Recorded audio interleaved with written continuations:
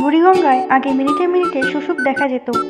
একটু পর পর লাফিয়ে উঠত পানির ওপরে। মূলত মাছ ধরার জন্য ওদের এই লাফালাফি। কিন্তু পানির নিচে কিভাবে এসব প্রাণী চলাফেরা করে বিজ্ঞানীরা তা জানতেন না। একবার দুই জাপানি বিজ্ঞানী শুশুক সম্পর্কে জানতে আগ্রহী হয়ে উঠলেন। জাপান থেকে ছুটে এলেন বাংলাদেশে। ঘাঁটি গাড়লেন বুড়িগঙ্গা নদীর তীরে, কারণ জাপানে এই প্রাণী দেখা যায় না। শুশুক দেখে তারা ভাবলেন এই প্রাণী সম্পর্কে বিস্তারিত জানতে গবেষণা করতে হবে। কিন্তু কোথায় করবেন গবেষণা? বাংলাদেশে সেরকম ব্যবস্থাও নেই। তাই বাধ্য হয়ে 3টি শুশুক ধরে তুললেন বিমানে। তারা শুশুকগুলোকে জাপানে নিয়ে গেল। শুশুক নিয়ে গবেষণা করে তারা অবাক হয়ে গেলেন। কি এমন পেয়েছিলেন?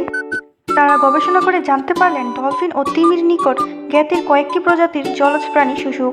পানিতে বাস করলেও শুশুক স্তন্যপায়ী। মাছের মতো এরা ডিম পারে না, বরং বাচ্চার জন্ম দেয়। প্রায় বছরকাল গর্ভধারণের পর শুশুক একটি সন্তান প্রসব করে। শুশুকের দেহের গড়ন অনেকটা মাছের মতো লম্বাটে ও আঁশহীন। শরীর মাথা থেকে লেজের দিকে ক্রমেই সরু। মজবুত অগ্রপথ ফ্লিপারে রূপান্তরিত হয়েছে এবং লেজের পাতাগুলো আনুভূমিক। সব জাতের শুশুকই ঠোঁটবিহীন এবং দুই চোয়ালের একই রকম চ্যাপ্টা চামচের মতো দাঁত থাকে।